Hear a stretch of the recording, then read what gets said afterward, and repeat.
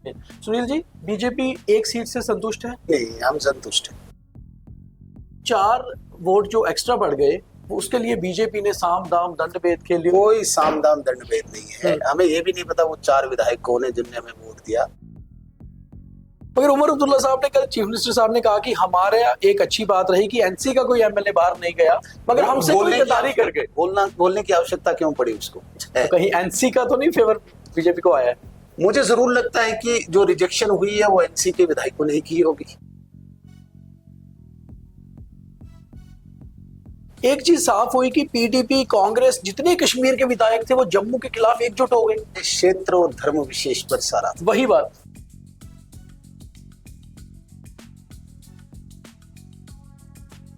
अच्छा, आप chief minister साहब को, डिप्टी चीफ मिनिस्टर साहब को क्यों तंग करते हैं? बहुत परेशान होते हैं वो आपसे। तंग करने के सारे टूल उनके पास हैं। नगरोटा पहुंचे थे डिप्टी सीएम और उन्होंने कहा कि ये सारी रणनीति जो बीजेपी की जीतने की थी ये एलओपी साहब ने बनाई हुई थी। उन्हें बोलिए कि नेक्स्ट रणनीति के लिए थोड़ा सा अपने आप को बचाए रखें, कहीं वो खुद भी इसका शिकार ना हो। तो सरकार तो नहीं आने वाली जल्द? नहीं, सरकार नहीं बनाएगी। बार बार कहता हूं, नेशनल कॉन्फ्रेंस जैसी मक्कार कातिल जमात से बीजेपी कभी हाथ नहीं मिलाएगी। चुनाव जल्दी आ जाएंगे, 5 साल पूरा नहीं कर पाएगी सरकार? नहीं, 5 साल मुझे लगता है पूरा कर पाएंगे, क्योंकि ये घर ही आपस में ताश के पत्तों की तरह गिरेंगे। आपका तनवीर सादिक के साथ वीडियो निकला, एक आपका नजीर जोगामी के साथ वीडियो निकला, हाथ साथे हुए गपशप। मुझे लगता है कि शायद ही कोई विधायक होगा जम्मू कश्मीर की इस असेंबली में जिसके साथ मेरे व्यक्तिगत संबंध नहीं हो। उन अच्छे संबंधों का फायदा बीजेपी को मिला राज्यसभा चुनाव। 3 ही लोगों के आपने वीडियो देखे, बाकी सबके साथ में गले मिला। कहीं ना कहीं तभी आप उमर अब्दुल्ला साहब को खटकते हैं। उमर साहब को मेरी शक्ल ही नहीं पसंद है। अच्छा, सज्जाद किचलू को पर्टिकुलरली चुना जाना राज्यसभा सीट के लिए, कहीं ऐसा तो नहीं है कि आपके ये ऐसे परिवार हैं कुछ जिनको नेशनल कॉन्फ्रेंस जबरदस्ती वो मेंटेन रखती है। 5 दिन का असेंबली सेशन बचा हुआ है, कैसा रहने वाला है इस बार? हंगामे पूर्ण होगा? नहीं, हंगामा तो हम करने वाले नहीं है। हंगामा वो लोग करते हैं जो स्टेटहुड का बिल दोबारा ला रही है नेशनल कॉन्फ्रेंस इसी सेशन में। सपोर्ट किया जाएगा बीजेपी द्वारा। स्टेटहुड का जो बिल है वो आ ही नहीं सकता, वो सब जुडिस है। डेली वेजेस पे कुछ फैसला होगा इस बार लगता है, क्योंकि सभी पार्टियां उसके फेवर करना चाहिए, सरकार को करना चाहिए। सरकार ने बहुत वादे किए हैं उनके साथ। बीजेपी का क्या प्रयास रहेगा? पब्लिक इंटरेस्ट में हमारे भी 3 विधायकों के रेजोल्यूशंस को एक्सेप्ट किया गया है। जी, डिप्टी सीएम आपके ऊपर बहुत बार तंज कसते हैं, वो बात अलग है, मगर बिलो द बेल्ट भी देते हैं। आपको लगता है इस लेवल पर कभी ऐसे बयानबाजी करनी चाहिए? लीडरी और नौकरी में फर्क होता है। अब्दुल्ला परिवार के कुछ गुलाम हैं। जी, असेंबली के अंदर नोकझोंक रहेगी इस बार काफी आपकी सीएम साहब के साथ, डिप्टी सीएम? नहीं, मैं नोकझोंक में विश्वास रखता ही नहीं कि बीजेपी कुछ बड़ा करने वाली है जम्मू कश्मीर? नहीं, कुछ नहीं बड़ा करेंगी। हम लोगों के हित के लिए सेवा करते रहेंगे। राज्यसभा चुनाव में नेशनल कॉन्फ्रेंस 3 और बीजेपी 1। हमारे साथ leader of opposition Sunil Sharma. BJP ने कैसी रणनीति खेली कि कम से कम 4 वोट बीजेपी की तरफ आ गए और नेशनल कॉन्फ्रेंस भी सकते में रह गई कि आखिर ये हुआ क्या, 28 से 32 कैसे हो गए? क्या बीजेपी संतुष्ट है? और जिस तरह के आरोप प्रत्यारोप लग रहे हैं उसके ऊपर हमेशा सीधा खेलना पसंद करते हैं सुनील शर्मा, तो इन्हीं से बात करते हैं। सुनील जी, बीजेपी एक सीट से संतुष्ट है या फिर ज्यादा चाहिए? नहीं, हम संतुष्ट हैं। आरोप जिस तरह लग रहे हैं कि 4 वोट जो एक्स्ट्रा बढ़ गए उसके लिए बीजेपी ने साम दाम दंड भेद खेल लिया और डिप्टी सीएम और सीएम दोबारा बात करना शुरू हो गए। क्या है वो? कोई साम दाम दंड भेद नहीं है। हमें ये भी नहीं पता वो 4 विधायक कौन है जिनने हमें वोट दिया। हमें ये भी नहीं पता कि वो 3 विधायक कौन है जिन्होंने सरकार के कैंडिडेट को रिजेक्ट किया। तो ये 7 विधायक मुझे लगता है कि जम्मू कश्मीर की नई राजनीति की एक शुरुआत करने निकले हैं। एक पहल है नई राजनीति की, जिन्होंने एक परिवार के बुने हुए षड्यंत्र को धर्म विशेष और क्षेत्र विशेष पर जिन्होंने सबको फंसाने की कोशिश की, उस परिवार को, उस चतुर परिवार को सबक सिखाया इन 7 विधायकों ने, जिन्होंने 4 के रूप में प्रत्यक्ष रूप से हमें वोट दिया और 3 ने उनको रिजेक्ट करके ये कह दिया कि इस परिवार की अब चतुराई नहीं चलेगी, जिस चतुराई से ये 3 पीढ़ियों से जम्मू कश्मीर में राज कर रहे हैं। और हम संतुष्ट हैं। हम 28 पे थे, वैसे भी हम इजिली जीत रहे थे। अगर हम देखें जो सत्ता पक्ष का आंकड़ा 53 का था, लेकिन 6 कैंडिडेट्स, 6 एमएलए जिनमें 3 इंडिपेंडेंट और 3 पीडीपी के, इस तरीके से उन्होंने कॉन्स्पिरेसी के तहत अपने जाल में लिए कि हमारे लिए एक चुनौतीपूर्ण ये चुनाव रहा। और हम धन्यवाद करते हैं तमाम उन विधायकों का जिनको हम न जानते हैं, नाम उनसे मिले जिन्होंने हमारे हक में वोट दिया और जिन्होंने उनको रिजेक्ट किया। खुशी हुई, भारतीय जनता पार्टी और नरेंद्र मोदी जी की पॉलिसीज को उन्होंने अप्रिशिएट किया ये वोट देके, और मुझे पूरी उम्मीद है कि ये एक जो डिज़ाइन तैयार किया था अब्दुल्ला परिवार ने, इस डिज़ाइन की डिफीट है और नई राजनीति एनसी के कुछ नेता कह रहे हैं, हालांकि कुछ नेताओं ने सोशल मीडिया पे भी लिखा कि पीडीपी के 3 विधायक और एक महराज मलिक ने बीजेपी के पक्ष में वोट किया है। देखिए, अब मुझे लगता है कि एक ही सोशल मीडिया की पोस्ट आपने पढ़ी होंगी, ऐसे अनेकों आएंगी। मैं कल खुद पढ़ रहा था, एनसी के विधायक आपस में आरोप प्रत्यारोप लगा रहे थे एक दूसरे पर। हाँ सर, मुझे बोलना नहीं चाहिए। एक पवित्र पुस्तक, धार्मिक पवित्र पुस्तक लेके ये घर घर पहुंचे कसम देने के लिए अपने विधायकों को। मगर उमर अब्दुल्ला साहब ने कल चीफ मिनिस्टर साहब ने कहा कि हमारे एक अच्छी बात रही कि एनसी का कोई एमएलए बाहर नहीं गया, मगर हमसे कोई गद्दारी कर गए। बोलने की आवश्यकता क्यों पड़ी उसको? मैं क्यों बोलूं कि भाई मेरे विधायक इंटैक्ट रहे? वो तो थे, वो तो नजर भी आ रहे हैं। उन्हें बोलने की आवश्यकता क्यों देनी पड़ी? सर्टिफिकेट देने की क्यों जरूरत पड़ी? कहीं न कहीं जो उनने बोला उसी के पीछे कुछ न कुछ है। तो कहीं एनसी का तो नहीं फेवर बीजेपी को आया है? मुझे जरूर लगता है कि जो रिजेक्शन हुई है वो एनसी के विधायकों ने ही की होगी। अच्छा, सत शर्मा साहब से भी मैंने बात की थी, उनका कहना था कि 19 विधायक तो उनकी तरफ भी एक्स्ट्रा गए, जरा एनसी से भी पूछना चाहिए कि वो कहां से आए। तो ऐसा भी कुछ है कि उनको भी कहीं? 19 तो नहीं है, देखिए 17 बनते हैं 57 वैसे टोटल जो आ रहा था। नहीं, कांग्रेस तो ऑलरेडी उनके साथ है जी, और हमारे यहाँ जम्मू के 6 विधायक ऑलरेडी सरकार के साथ जुड़े हुए। वहां पे खुले जो थे 3 इंडिपेंडेंट कश्मीर में थे और 3 पीडीपी के थे, उन्हीं पे उन्होंने मैच अच्छा किया। सुनील जी, कल हमने द न्यूज रूम पे एक खबर भी चलाई जो बहुत बड़ी चीज थी, शायद आप इस चीज से एग्री करेंगे कि कल जब 3 सीटें पहली जीती गई, एक चीज साफ हुई कि पीडीपी, कांग्रेस, जितने कश्मीर के विधायक थे वो जम्मू के खिलाफ एकजुट हो गए। तो वही बात है कि बीजेपी के खिलाफ एकजुट होना था या जम्मू के खिलाफ एकजुट नहीं, होना? ये क्षेत्र और धर्म विशेष पर सारा था। वही बात। ये जो जम्मू में बीजेपी को मैंडेट मिला है जी, ये दोबारा से मतलब उसी नफरत से इस मैंडेट को देखते हैं, जम्मू वासियों को देखते हैं और एक डिफीट देना चाहते थे कि नहीं, जो कश्मीर में बात कही जाएगी एक परिवार के अंदर वही लागू होगी, उसकी डिफीट हुई है। तो ऐसे में जैसे पीडीपी ने कल साफ कह दिया कि हम एनसी को सपोर्ट कर रहे हैं और जो शेख रशीद हैं वो भी उस तरफ चले गए। पीडीपी का भी मुझे बड़ा अजीब सा लगा, जो परस्पर प्रतिद्वंदी है, डायरेक्ट जो काउंटर पार्ट है जी, वो पीडीपी है बिल्कुल, लेकिन बड़ी बड़ी बातें करने वाले वो भी लास्ट मोमेंट में उसी पे गए। मुझे लगता है जम्मू को, धर्मनिरपेक्ष लोगों को, क्षेत्र निरपेक्ष लोगों को समझना होगा। अब बहुत हो गया। अच्छा, आप चीफ मिनिस्टर साहब को, डिप्टी चीफ मिनिस्टर साहब को क्यों तंग करते हैं? बहुत परेशान होते हैं वो आपसे। नहीं, मैं पूरी इज्जत और आदर के साथ उनके लिए बात भी करता हूँ। कहीं पे इस प्रकार का मैंने कोई तंग करने की कोशिश नहीं। तंग करने के सारे टूल उनके पास हैं। मेरे कॉन्स्टिट्यूएंसी में कोई रोड नहीं आएगी, मेरी कॉन्स्टिट्यूएंसी में कोई स्कूल अपग्रेड नहीं होगा, मेरी कॉन्स्टिट्यूएंसी में कोई फंडिंग नहीं होगी।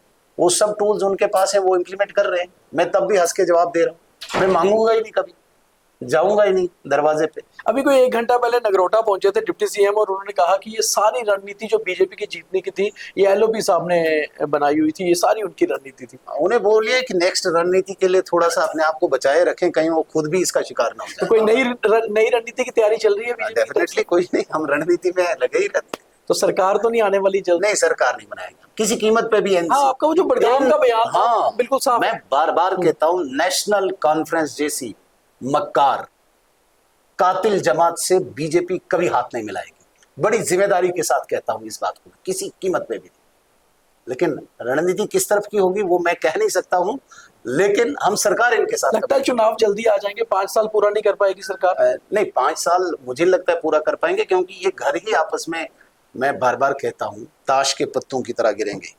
मिलने पे भी, ढूंढने पे भी इनके विधायक इनको नहीं मिलेंगे। जो असंतोष हम देख रहे हैं, मेरे साथ मिलते हैं सारे दोस्ती यारी में। अच्छा, वीडियो तो आपके निकल के आया असेंबली के पहले दिन, जिनको कई मीडिया वालों ने, हालांकि सोशल मीडिया पे बहुत नेगेटिव चलाया, मगर जो एक समझदार समझता है कि नॉर्मली आप उसमें क्या कहेंगे? एक आपका तनवीर सादिक के साथ वीडियो निकला, एक आपका नजीर जोगामी के साथ वीडियो निकला, हाथ मिलाते हुए गपशप। मुझे लगता है कि शायद ही कोई विधायक होगा जम्मू कश्मीर की इस असेंबली में जिसके साथ मेरे व्यक्तिगत संबंध नहीं हो। अदर देन आइडियोलॉजिकल लड़ाई जो है मेरे संबंध है, और रहना भी चाहिए।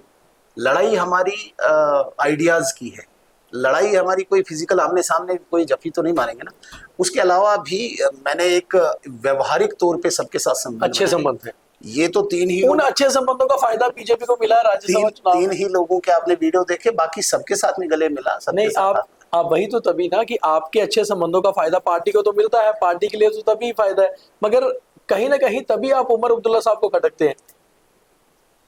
उमर साहब को मेरी शक्ल ही नहीं पसंद है, मैंने देखा 2-3 बार देखा। मैंने बड़ा प्रयास किया उमर साहब को विश करने के लिए। एक बार चिसौती में आए जब क्लाउड बस्ट हुआ था जी, चीफ मिनिस्टर एक कॉन्स्टिट्यूंसी में आ रहा है और जो लोकल रिप्रेजेंटेटिव है उसकी नमस्ते तक न सुनो, पूछना दूर की बात है। और मैं बड़ी विश बात है, करने लीडर गया। Of opposition is number even 2। कल मैं खड़ा हूं और भाई हारे आप अपनी नालायकी के कारण मुझ पे क्यों ठीकरा फोड़ रहे हो। मैंने कल भी बोला था आपकी मुर्गी अगर मेरे आंगन में अंडा देने आएगी मैं तो भगाऊंगा तो नहीं। सवाल अंडा ये तो पैदा रख ही होता है, सकते हैं। मैं खड़ा था, मैं विश भी करना चाह रहा था, इवन मुबारक देना चाह रहा था, जो ही मेरी शक्ल देखी ऐसे मुंह मोड़ के चले गए। तो पता नहीं क्यों नफरत है, मेरी शक्ल ही नहीं पसंद है उनको। अच्छा, सज्जाद किचलू को पर्टिकुलरली चुना जाना राज्यसभा सीट के लिए, कहीं ऐसा तो नहीं है कि आपके क्षेत्र से क्योंकि आपके प्रतिद्वंदी वो रहे हैं, ये एक पर्टिकुलर नेशनल कॉन्फ्रेंस की? देखिए ये मैंने पहले भी कहा है कि ये ऐसे परिवार हैं कुछ जिनको नेशनल कॉन्फ्रेंस जबरदस्ती वो मेंटेन रखती है, उनका सर्वाइवल देखती है, हर जिले में है। तो किचलू परिवार भी शेख परिवार का बहुत ही लायल रहा है बड़ी देर से। 14 में भी सजाद साहब हारे तो उनको MLC बना दिया गया क्योंकि उनके रुतबे में उनकी शान में कोई कमी नहीं आई। 2024 में सुश्री शगुन परिहार ने सजाद किचलू को हराया तो उनकी शान में थोड़ी सी कमी आ रही थी तो राज्यसभा भेजा। तो कितना भी जबरदस्ती वो डेकोरेट करने की कोशिश करेंगे, ले दे के जो असलियत है उनकी वो तो बाहर आएगी। 5 दिन का असेंबली सेशन बचा हुआ है, कैसा रहने वाला है इस बार? हंगामे पूर्ण होगा? नहीं, हंगामा तो हम करने वाले नहीं है। हंगामा वो लोग करते हैं जो जिनके अंदर कोई साक्ष्य कोई तथ्य नहीं होता है। हम साक्ष्य तथ्य सबूत के आधार पे विपक्ष की भूमिका निभाएंगे।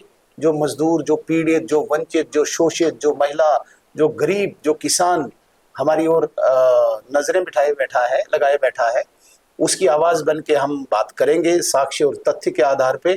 हम बिल्कुल हंगामा नहीं चाहते हैं। हंगामा वो लोग करते हैं जिनका लक्ष्य कुछ नहीं होता है, जिनने हासिल कुछ नहीं करना। स्टेटहुड का बिल दोबारा ला रही है नेशनल कॉन्फ्रेंस इसी सेशन में, सपोर्ट किया जाएगा बीजेपी द्वारा या फिर? देखिए, स्टेटहुड का जो बिल है वो आ ही नहीं सकता, वो सब जुडिस है।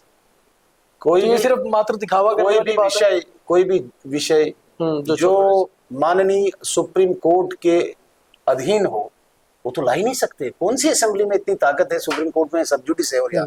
इसलिए हमारी असेंबली क्या कोई भी नहीं ला सकता, कोई भी असेंबली जो सब जुडिस हो। इसलिए स्टेटहुड का बिल जो है अगर वो असेंबली में आता है वो अमान्य है, वो आएगा ही। डेली वेजेस पे कुछ फैसला होगा इस बार लगता है, क्योंकि सभी पार्टियां उसके फेवर करना चाहिए, सरकार को करना चाहिए। सरकार ने बहुत वादे किए हैं उनके साथ और डेली वेजर्स बेचारे मैक्सिमम रिटायर्ड हो रहे हैं, कुछ रिटायर के उस वर्ज पे हैं और इनका फैसला होना चाहिए। लेकिन सिर्फ कमेटीज के अलावा कुछ नहीं करते। आपने देखा होगा डेली वेजर्स की कमेटी बनी, 6 महीने हो गए, रिपोर्ट भी आ गई, रिपोर्ट रद्दी में डाल दी गई है।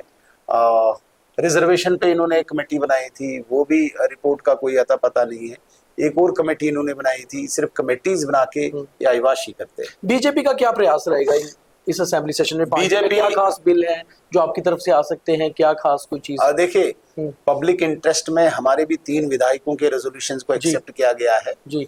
कुछ नॉन एडमिसिबल रेजोल्यूशन थे उन विधायकों के दूसरी पार्टी के, जिनको रिजेक्ट किया गया, और एडमिसिबल जितने थे उनमें भी शायद लकी ड्रा करके निकाले हैं।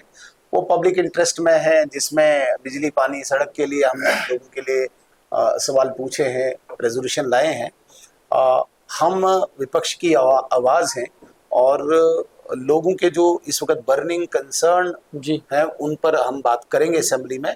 और मुझे पूरी उम्मीद है कि विपक्ष को जो काम सौंपा है, जो हमें मैंडेट मिला है विपक्ष का, वो हम पूरा निभाएंगे। डिप्टी सीएम आपके ऊपर बहुत बार तंज कसते हैं, वो बात अलग है, अगर बिलो द बेल्ट भी देते हैं, आपको लगता है इस लेवल पर कभी ऐसे बयानबाजी करनी चाहिए? लीडरी और नौकरी में फर्क होता है। यदि मैं किसी परिवार की नौकरी करूं, जब जब उस परिवार पे कोई हमला होगा तो मुझे नौकरी निभानी है ना, मैं नेतागिरी तो नहीं कर रहा। तो उन्हें समझाइए कि लीडरी अलग चीज है। अब्दुल्ला परिवार के कुछ गुलाम हैं जी, जिन्होंने वो गुलामी का परिचय देना है, फिर जाके तो उनकी वहां पे एलिवेशन होती है, फिर जाके तो उनकी जगह होगी। वो अगर वो नहीं करेंगे तो उनकी रोजी रोटी वहीं पे समाप्त होगी। जितना मुझ पे वो हमला करेंगे उतना वो वहां पे सुसज्जित होते जाएंगे। तो उनकी ये राजनीति की रोजी रोटी मेरे हमले पे ही चलती है ना। असेंबली के अंदर नोकझोंक रहेगी इस बार काफी आपकी सीएम साहब के साथ, डिप्टी सीएम के नहीं, साथ? मैं नोक-झोंक पे विश्वास रखता ही नहीं। मैं फिर भी कहूंगा हमारा लॉजिकल होगा। मैं जब भी बात करता हूं विद फैक्ट्स एंड फिगर्स, कोई भी चैलेंज करे। मैंने उमर अब्दुल्ला साहब को चैलेंज किया था कि तुम्हारे चीफ मिनिस्टर दौरान 2008 से 2014 जी। 7000 लॉ एंड ऑर्डर के इंसिडेंट्स हुए बिल्कुल। और 2019 से 2024 में 17 हुए हैं। चैलेंज कर रहा हूं, मैं चैलेंज करता हूं कि कितनी सिविल किलिंग्स हुई हैं तुम्हारे दौरान जब चीफ मिनिस्टर थे। करे ना, कंपेयर करें। तो मैं जब भी बात करता हूं नोक-झोंक से नहीं करता हूं। हाँ, थोड़ा सा बोलने के लहजे में कुछ ऊपर नीचे हो सकता है, लेकिन मेरा ये कतई नहीं है मकसद कि मैं कोई नोक-झोंक करूं। मैं बड़े प्यार से जो तथ्य है, जो साक्ष्य है, वो आगे रखता हूं। आखिरी सवाल है कि बीजेपी कुछ बड़ा करने वाली है जम्मू कश्मीर? नहीं, कुछ नहीं बड़ा करेंगे। हम लोगों के हित के लिए सेवा करते रहेंगे। हमें कुछ नहीं, खुद ही कुछ हो तो उसमें हम रोक नहीं सकते। बहुत धन्यवाद। तो Sunil Sharma, leader of opposition Jammu Kashmir, जो हमेशा से बहुत नबीतुले तरीके से बहुत सटीक वार करते हैं, इस बार साफ कह रहे हैं कि अभी रणनीति तो बाकी है, मगर अगर कोई हमारे आंगन में आके मुर्गी अंडा दे जाए तो फिर उसको रखने में भी क्या है। ये एग्जाम्पल राज्यसभा चुनावों पर सटीक बैठती है। बहुत धन्यवाद।